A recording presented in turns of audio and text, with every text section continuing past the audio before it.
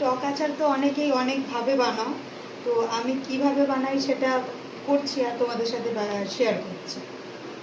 এই আমটা আমি নুন হলুদ মাখিয়ে ভালো করে ধুয়ে আগে নুন হলুদ মাখিয়ে একদিন রোদ খাইয়ে নিয়েছিলাম।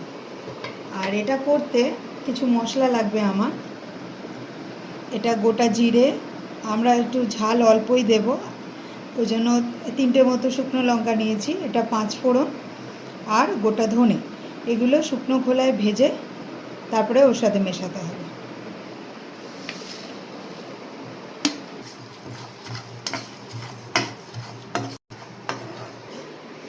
আমের আচার অনেকে আম তেল, যেটা আমি করছি সেটা শুধুমাত্র তেলের মধ্যে দিয়ে দেয়, নুন দিয়ে দেয়, ওইভাবে অনেকে করে, কিন্তু আমি একটু মশলা দিই, আবার একটু মিষ্টিও দিই, যেটা আমরা পরোটার সাথে খেতে খুব ভালো লাগে।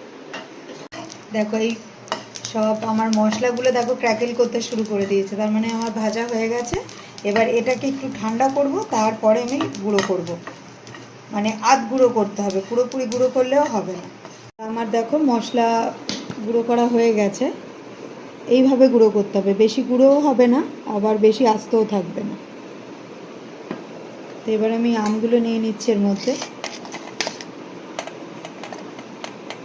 এই মশলাটা পুরোটা দিয়ে দিলাম, অল্প একটু নুন দিলাম, আর একটু টক মিষ্টি স্বাদ হবে, ওই জন্য আমি এখানে 2 চামচ মতো চিনিও দিলাম। তারপরে এটা সর্ষের তেল দিয়ে মাখবো। এখানে বেশ অনেকটাই সর্ষের তেল দিতে হবে।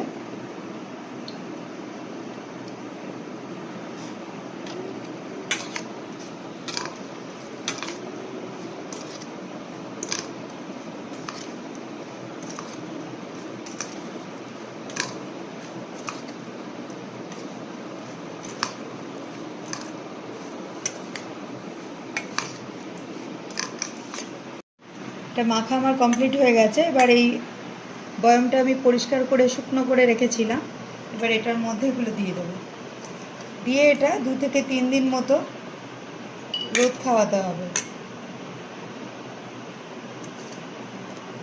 এটা আমি তেল দিয়ে দিলাম, এবার এটা 2 থেকে 3 দিন একটু রোদে দিতে হবে, তারপর এটা নরম হলে তারপর এটা খাওয়া যাবে।